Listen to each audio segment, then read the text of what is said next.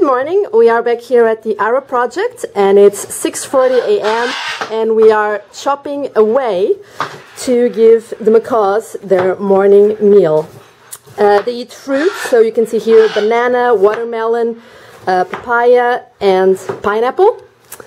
And each enclosure, there are 4, receives a different assortment of these fruits. And Sarah, who is the veterinary on site, will explain to us why that is.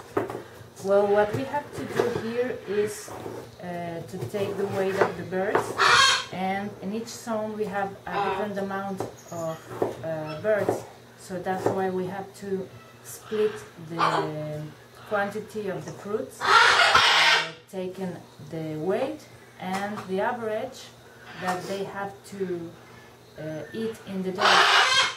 Okay, thank you very much.